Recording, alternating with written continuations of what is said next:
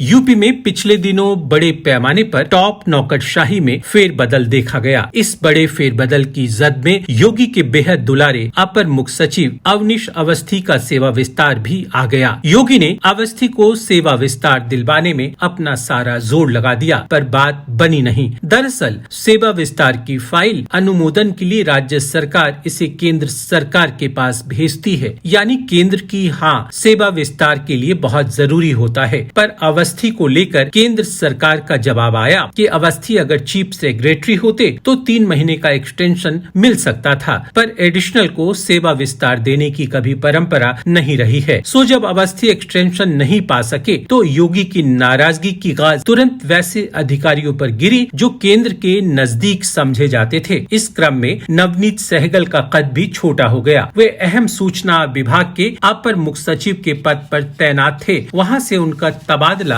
खेल कूद विभाग में कर दिया गया। यूपी में चाहे मायावती की सरकार रही या अखिलेश की या फिर योगी की, सहगल का रुतबा हमेशा सिर चढ़कर बोलता रहा। पहली बार है जो उनका एक तरह से डिमोशन हो गया है। प्रदेश के दोनों उप मुख्यमंत्रियों के सचिवों का भी तबादला हो गया है। ब्रजेश पाठक के विवादों में रहे मुख्य सचिव अमित मोहन प्रसाद की जगह पार्थ सारथी सेन शर्मा को लाया गया है। वे पिछले कई साल से, कोई 4 सालों से वेटिंग में थे, क्योंकि अखिलेश के प्रिंसिपल सेक्रेटरी रहते हुए सेन साहब ने अखिलेश और डिम्पल की प्रेम कहानी को बयां करने के लिए किताब लिख दी थी। केशव प्रसाद मौर्य के साथ रहने वाले सोशल और अल्पसंख्यक कल्याण के प्रिंसिपल सेक्रेटरी हिमांशु कुमार को भी तबादले की मार झेलनी पड़ी है। केंद्र ने 1 किया तो योगी ने 4, यह बताने के लिए कि वे किसी से डरते नहीं। हमारे वीडियोस को देखने के बाद लाइक और सब्सक्राइब करना बिल्कुल ना भूलें।